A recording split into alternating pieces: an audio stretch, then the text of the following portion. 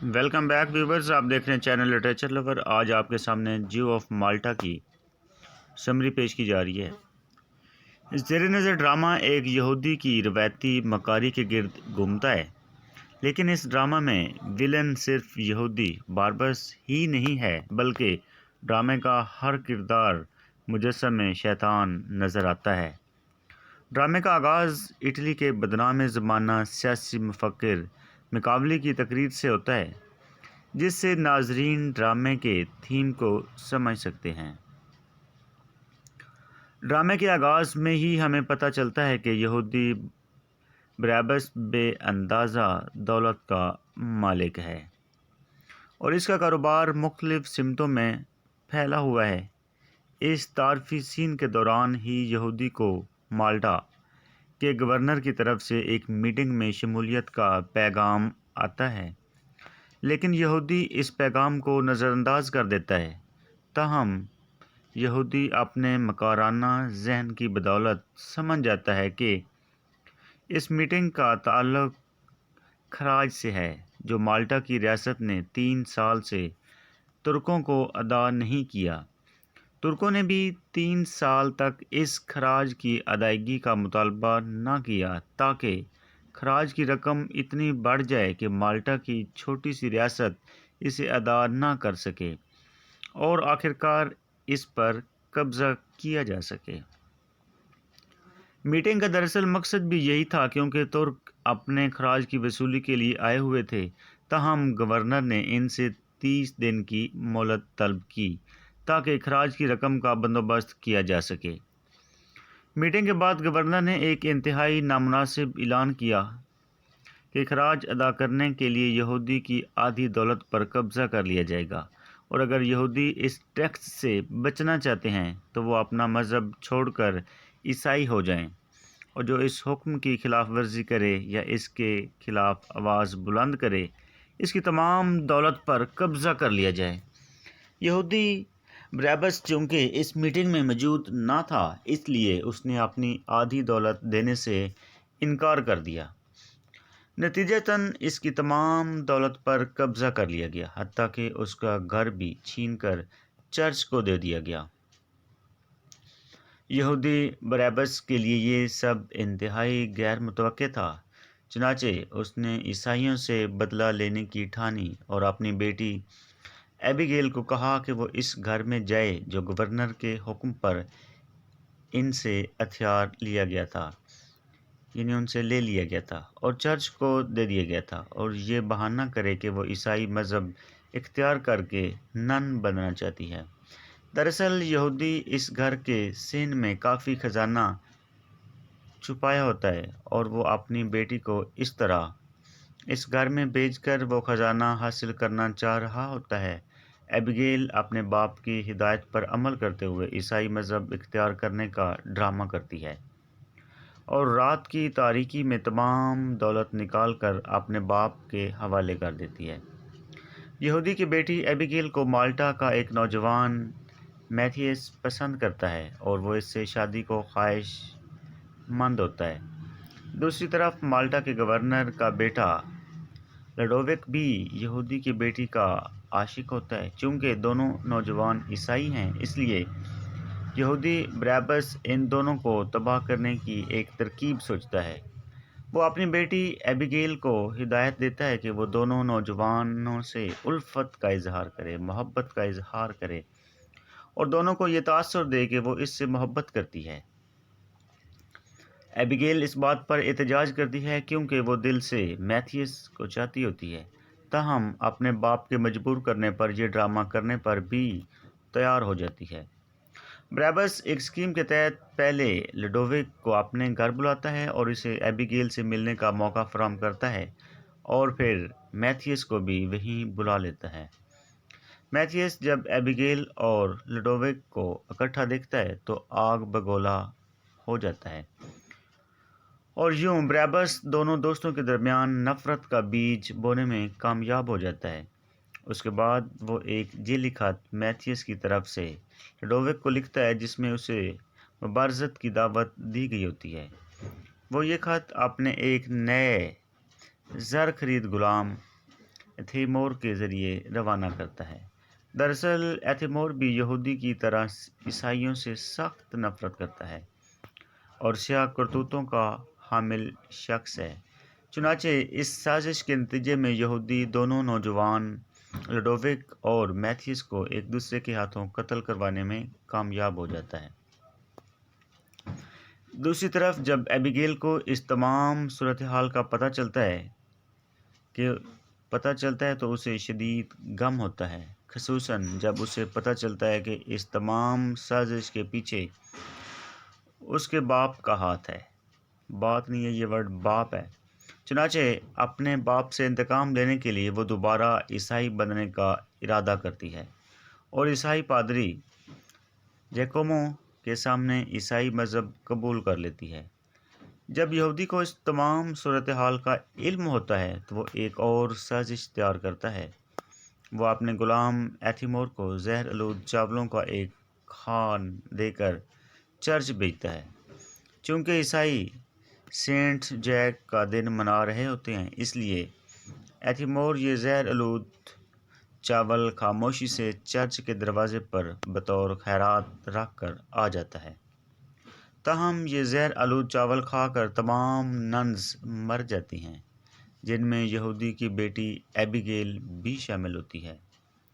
لیکن مرنے سے پہلے وہ عیسائی عقیدے کے مطابق اپنے تمام گناہوں کا عیسائی پادری جیکومو اور برنارڈائن کے سامنے اعتراف کر لیتی ہے۔ اگرچہ اس اعتراف گناہ کو خفیہ رکھا جاتا ہے، لیکن دونوں عیسائی پادری اب یہودی کو بلیک میل کرنے کا منصوبہ تیار کرتے ہیں۔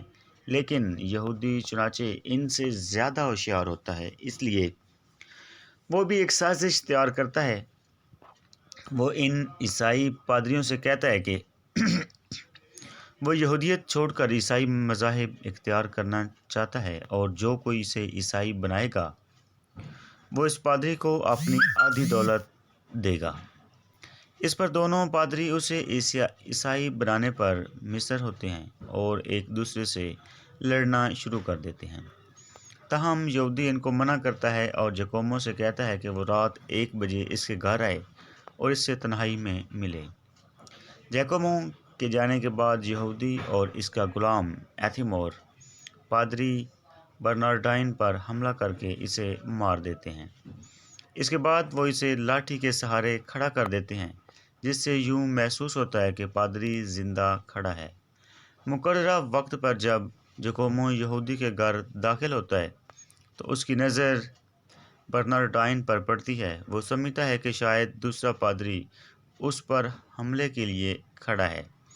چنانچہ وہ اپنی لاٹھی برنارڈائن کے سر میں مارتا ہے، جس سے برنارڈائن جو پہلے ہی مرا ہوتا ہے نیچے گر جاتا ہے۔ اس اثناء میں یہودی اور اس کا غلام ایتھیمور داخل ہوتے ہیں اور شور مچا دیتے ہیں کہ پادری جیکومو نے پادری برنارڈائن کو قتل کر دیا ہے۔ چنانچہ جیکومو کو عدالت کی طرف سے پھانسی کی سزا ہو جاتی ہے۔ اسی دوران ایتھیمور ایک طوائف جس کا نام بیلا میرا کے حسن کا اسیر ہو جاتا ہے۔ بیلا میرا ایک لالچی عورت ہے جو ایتھیمور کو کہتی ہے کہ اگر اسے یہودی کا کوئی راز معلوم ہے تو اسے بلیک میل کر کے اس سے رقم کا مطالبہ کرے۔ چنانچہ ایتھیمور ایک خط بیلا میرا کے نوکر پیلیا بورزا کے ذریعے بھیجتا ہے اور یہودی سے رقم کا تقاضا کرتا ہے۔ اس طرح وہ بار بار پیسوں کا مطالبہ کرتا ہے اور یہودی کو بلیک میل کرتا رہتا ہے۔ آخر تنگ آ کر یہودی ایک فرانسیسی گلوکار کا روپ دھار کر ایتھیمور اور بیلا میرا کے پاس پہنچ جاتا ہے۔ وہ ان کے لیے بانسری بجاتا ہے اور انہیں پھولوں کے ایک گلدستے کا تحفہ پیش کرتا ہے۔ دراصل ان پھولوں میں اس نے سلو پوائزن چھڑکا ہوتا ہے اور پھر بہانے سے غائب ہو جاتا ہے۔ کچھ ہی دیر کے بعد بیلا میرا مالٹا کے گورنر کے پاس پہنچ جاتی ہے اور اسے یہودی کے تمام جرائم کے متعلق بتاتی ہے۔ یہودی کا غلام ایتھیمور بھی اپنے تمام جرائم کا اعتراف کر لیتا ہے۔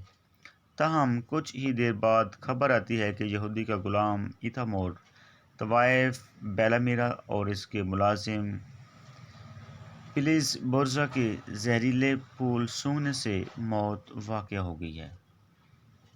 گورنر اس پر یہودی بریبس کی گرفتاری کا حکم دیتا ہے، تاہم یہودی انتہائی چالاکی سے موت کا بہانہ کرتا ہے۔ یوں اس کی لاش فصیل سے نیچے پھینک دی جاتی ہے۔ اس ساری کہانی کے ساتھ ساتھ ایک پلاٹ مالٹا کے سیاسی حالات کے متعلق بھی چل رہا ہوتا ہے۔ ہمیں پتہ چلتا ہے کہ مالٹا کے گورنر کو اسپین کی طرف سے ترکوں کے خلاف مدد کی یقین دہانی کروائی جاتی ہے، تو وہ ترکوں کو خراج دینے سے انکار کر دیتا ہے۔ اس پر ترک مالٹا پر چڑھ دوڑتے ہیں اور مالٹا کا محاصرہ کر لیتے ہیں، یعنی مالٹا کو گھیر لیتے ہیں۔ اسی محاصرہ کے دوران انہیں بریبس کی لاش ملتی ہے، جو دراصل مرنے کا بہانہ کر رہا ہوتا ہے۔ بریبس اب ترکوں کو اپنی مدد کا یقین دلاتا ہے اور اس کی مدد سے ترک ایک خفیہ راستے کے ذریعے مالٹا میں داخل ہو جاتے ہیں اور مالٹا پر قبضہ کر لیتے ہیں۔ بریبس کو اس کی خدمات کے صلے میں مالٹا کو گورنر بنا دیا جاتا ہے، اور فرنیزی جو کہ پہلے گورنر تھا، اس کے تمام درباریوں اور جرنیلوں کو گرفتار کر لیا جاتا ہے۔ اب بریبس ایک اور چال چلتا ہے، وہ فرنیزی کو قید سے نکلواتا ہے اور اس کے سامنے تجویز رکھتا ہے کہ وہ تمام ترک فوجیوں کو مروا دے۔ تمام ترک فوجیوں کو مروا دے گا اگر اسے ایک کثیر مقدار میں دولت دے دی جائے۔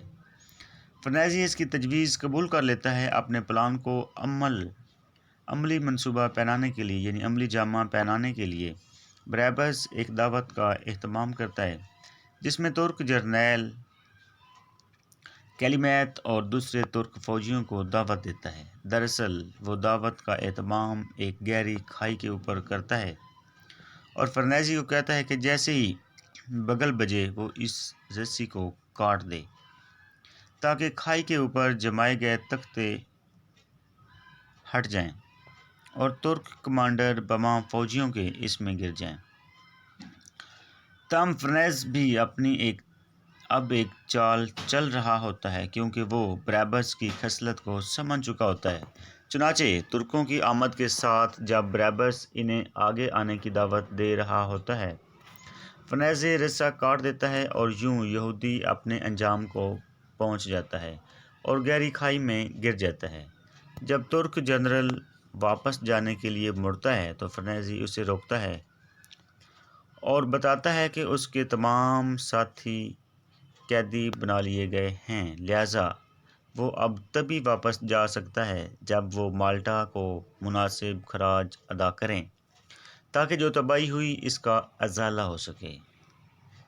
زیر نظر ڈرامے میں مصنف نے ایک ایسی دنیا کا احوال بیان کیا ہے جہاں ہر ایک دوسرے کو دھوکہ دے رہا ہے اور خدا کی پرستش کے بجائے لکشمی کی پرستش کی جاتی ہے۔ تو یوں یہ آج کی سمری اپنے اختتام کو پہنچی۔ اس سمری میں آپ نے دیکھا کہ ہر کریکٹر، ہر کردار دوسرے کردار کو دھوکہ دے رہا ہے۔ وہ زیادہ سے زیادہ طاقت، زیادہ سے زیادہ پیسہ، زیادہ سے زیادہ چیزیں مٹیریل کے لیے لڑ رہے ہیں، دوسروں کو مار رہے ہیں، سر کاٹ رہے ہیں، دھوکہ دے رہے ہیں، چیٹ کر رہے ہیں۔ ایون کہ لوگ اس میں اپنی بیٹی کو بھی استعمال کر رہے ہیں، اپنی بیٹی کو استعمال کر کے بھی وہ طاقت، نشہ اور بدلہ لینے کے چکر میں۔ تو یہ ہماری دنیا کی ایک کھوکھلاپن دکھایا گیا ہے، ہولونیس دکھائی گئی ہے کہ جو ماڈرن دور ہے، جو جدید دور ہے، اس میں لوگ کتنے کھوکھلے ہیں، کتنی مٹیریلسٹک اپروچ ہے۔ تو اس میں پوری سٹوری میں آپ کو مٹیریلزم نظر آئے گا، مٹیریلسٹک اپروچ نظر آئے گی، لوگوں کی سیلفشنس نظر آئے گی، لوگوں کی ڈرا بیکس دکھائے گئے ہیں۔ بیسیکلی یہ ایک ماڈرن جو سوسائٹی ہے اس کی جو مورلسٹک ہے، اس کی مورل ڈکلائن کو شو کیا گیا ہے کہ یہاں پہ جو مورل ویلیوز ہیں وہ ڈکلائن کا شکار ہیں۔ تو یہ تھی آج کی سمری۔